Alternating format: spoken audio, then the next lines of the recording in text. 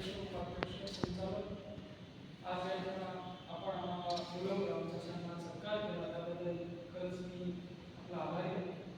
खऱ्या अर्थानं ग्रामीण मराठी गोरगरीब कष्टकरी शेतकऱ्यांच्या लेकराचा शिक्षणाचा घाट करण्याचा प्रशासनाचा शासनाचा कुठतरी हेतू दिसतोय. आणि या शाळा आणि या बंद शाळा होण्यामागचं कारण आहे तुमच्या प्रशासनावरचा असलेला बोजा कमी व्हावा. खऱ्या अर्थानं मी वारंवार माझ्या भाषणामध्ये सांगत असतो की कुठलाही नेता, कुठलाही आमदार, कुठलाही खासदार, कुठलाही मंत्री, मुख्यमंत्री आपल्या लेकरांचं भविष्य बदलू शकत नाही. आपल्या लेकरांना घेतलेलं शिक्षण आपलं आयुष्य बदलू शकतं, आपलं भविष्य बदलू शकतं. आपल्या पिढ्या घडवण्याची ताकद त्या शिक्षणात आहे आणि ते शिक्षण देणारे शिक्षकात आहे. आणि म्हणून शिक्षक जपला पाहिजे, शिक्षकाला आपण सहकार्य केलं पाहिजे. खऱ्या अर्थानं दोन गोष्टी समाजामध्ये पसरवल्या जातात की शिक्षकाला खूप जास्त पगार आहे आणि शिक्षकाला खूप जास्त पगार असल्यामुळे काम खूप कमी आहे.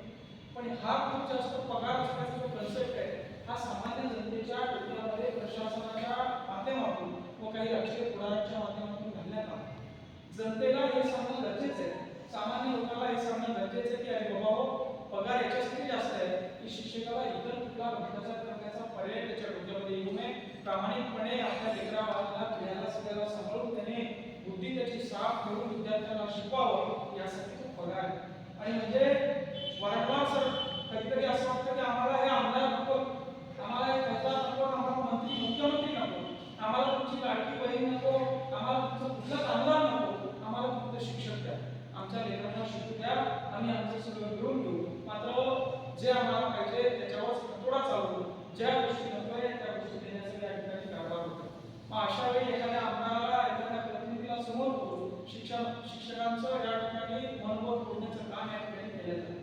खऱ्या अर्थानं सरांनी सांगितलं की शिक्षण हे डिग्री असतात, पण आज या ठिकाणी आपल्या सर्वांचा पाठिंबा बघून कुठतरी शिक्षण देखील खंबीर आहे आणि आमच्या सध्या बोलणाऱ्या माणसाच्या पाठिंबा तुम्ही उभं राहताय.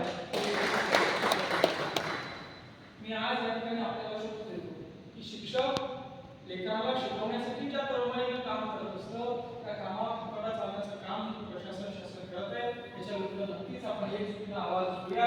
आपल्याला जर का कोणी मुख्यालय राहायला लावून असते, भाग पाडत असेल तर मुख्यालयही आपल्याला रस्ते व्यवस्थित देण्यात यावे, आपल्याला आरोग्य सुविधा व्यवस्थित देण्यात यावा, तिथला भ्रष्टाचारी कारभार तो व्यवस्थित करण्यात यावा. आपण मुख्यालयाला राहणार त्या बरोबर आहे.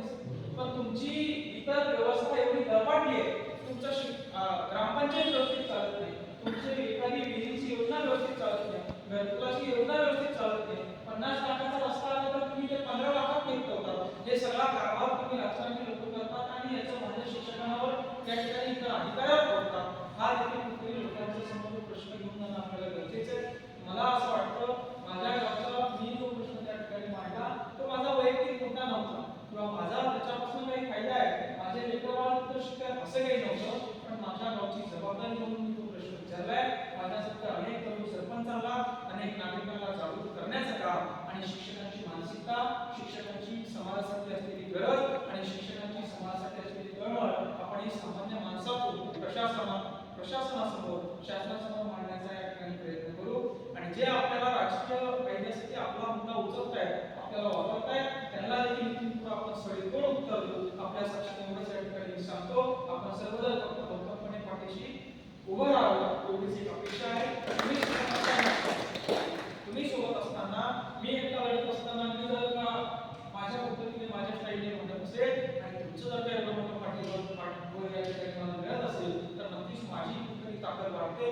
जिल्ह्यात केल्याने, कोकणात केल्याने, गरिबात केल्याने, एमपीडे केल्याने मला काही फरक पडत नाही, कारण मी समाजासाठी लढण्याचा वसा हातात घेतलेला आहे. आणि तुमचा जर का आशीर्वाद मला मिळाला तर नक्कीच शिक्षक म्हणून नाही, तुम्हाला पगार मिळतो म्हणून नाही, तुमच्या कामाबद्दल तुम्ही गोरगरीब कष्टकरी शेतकऱ्यांच्या भविष्याला घडवण्याचं काम करतात, लेकरांना शिक्षण देऊन त्यांचं आयुष्य उज्ज्वल करण्याचं काम करतात.